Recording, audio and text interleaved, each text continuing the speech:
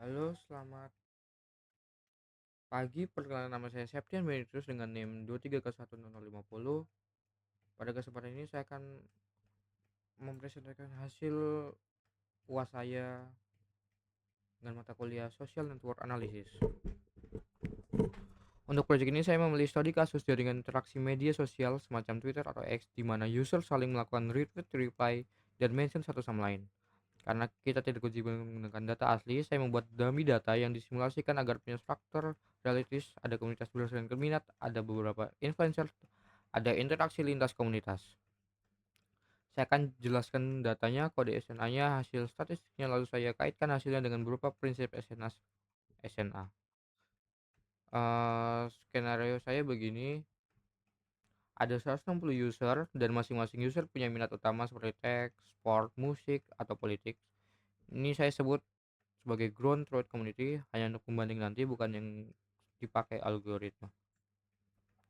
Saya akan bikin 3 jenis interaksi dalam komunitas. Yang paling banyak presentasikan homophilia, yaitu kecenderungan orang berinteraksi dengan orang yang mirip dengannya. Interaksi lintas komunitas sendiri jumlahnya jauh lebih sedikit.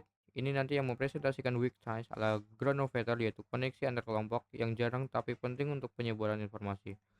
Untuk interaksi yang terakhir, itu interaksi ke beberapa influencer. Beberapa user sengaja saya buat menerima banyak retweet dari user lain secara acak untuk mensimulasikan distribusi power load di mana segelintir akun sangat populer sementara mayoritas biasa saja. Semua interaksi ini saya simpan sebagai at list dengan kolom source, target, dan interaction type, lalu saya ekspor ke CSV.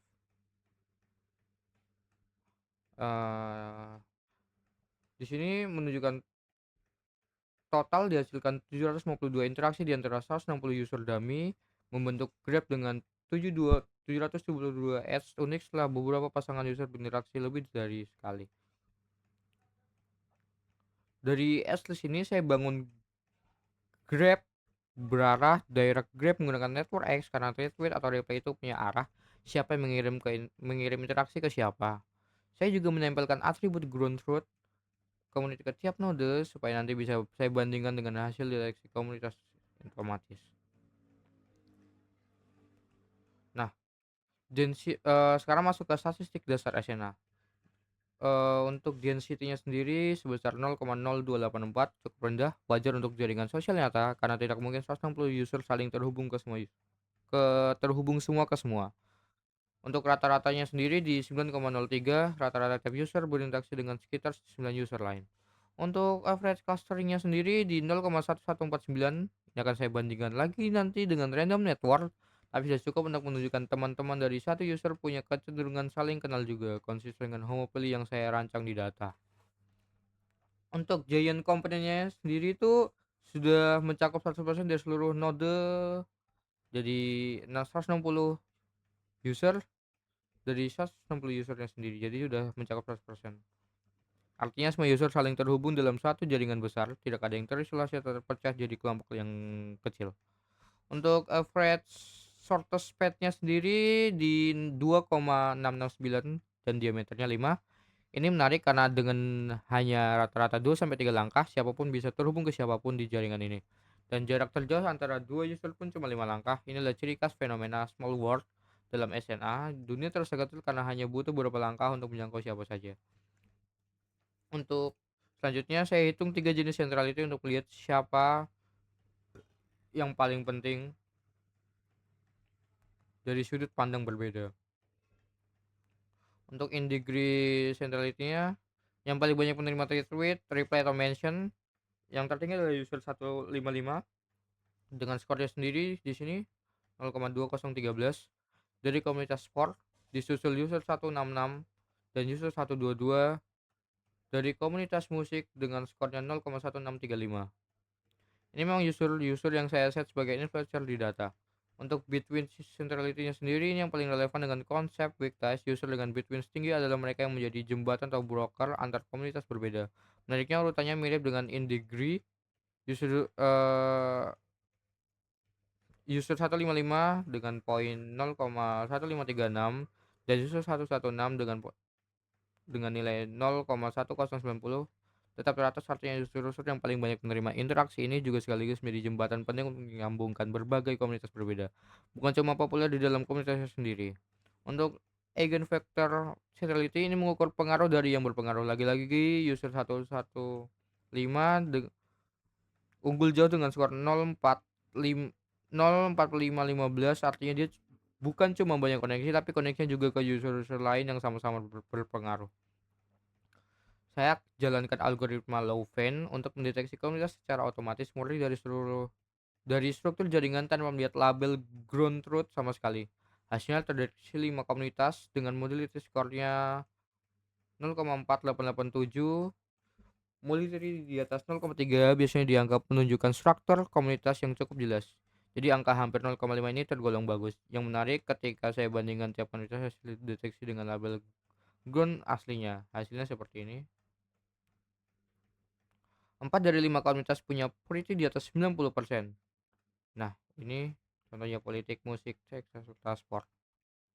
Bahkan 2 diantaranya 100, yaitu teks sama musik. Artinya algoritma Louvain berhasil menangkap struktur minat asli hanya dari pola interaksi saja. Tanpa melihat label komunitas aslinya, ini memberikan prinsip community detection dalam istilah. Struktur sosial yang tersembunyi bisa ditemukan murni dari pola koneksi. Untuk wiktisnya, di sini saya identifikasi edge yang menghubungkan dua komunitas berbeda hasil deteksi. Ini saya tanda sebagai garis merah putus-putus di visual jumlahnya 196 dari 688 total edge atau sekitar 28,5%. Ini pas sekali dengan teori The Strength of Weakness dari Mark Granovet. Walaupun jumlahnya sedikit, koneksi-koneksi lintas komunitas inilah yang menjaga jaringan tetap tersambung secara keseluruhan dan menjadi jalur utama informasi baru menyebar dari suatu kelompok minat ke kelompok yang lain. Untuk validasi lebih lanjut, saya bandingkan jaringan ini dengan random network Erdős-Rényi yang punya jumlah node yang edge sama. Hasilnya, clustering koefisien dari jaringan asli yang ini 0,1149 lebih dari 2 kali lipat dibandingkan random network yang cuma 0,0446, sementara average patch-nya sendiri di sini kita dapat lihat nyaris identik 2669 untuk jaringan asli versus dengan randomnya sendiri 2693. Untuk random network, kombinasi clustering yang jauh lebih tinggi tapi path length yang sama-sama pendek ini justru menjadi ciri khas klasik jaringan small world dan menunjukkan bahwa jaringan sosial dan misalnya jauh lebih terstruktur bukan sekedar acak dibanding random guard murni, meskipun tetap efisien dalam menjangkau siapa saja dengan cepat. Distribusi degree-nya menunjukkan pola Rex Web atau ekor panjang. Mayoritas user punya degree antara 5 sampai dengan 13 dengan puncak sekitar 8 sampai 9 koneksi. Hampir 56 user berada di rentang ini.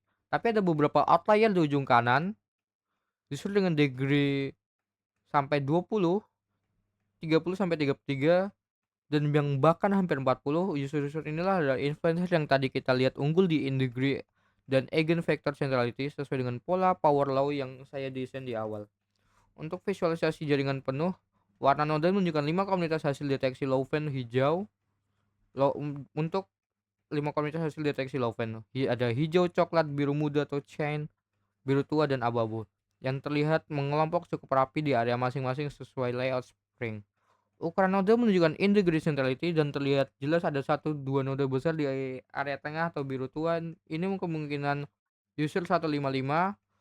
Hubungan utama yang tadi unggul ini semua jenis centrality. Garis merah putus-putus yang menyebar dari area tengah ke hampir semua kelompok warna adalah weak ties antar komunitas yang sudah kita bahas. Terlihat jelas bahwa sebagian besar edge lintas komunitas ini justru terkonsentrasi menuju node-node hub tersebut, memperkuat temuan bahwa user dengan bitwiness tinggi memang berperan sebagai jembatan utama antar kelompok.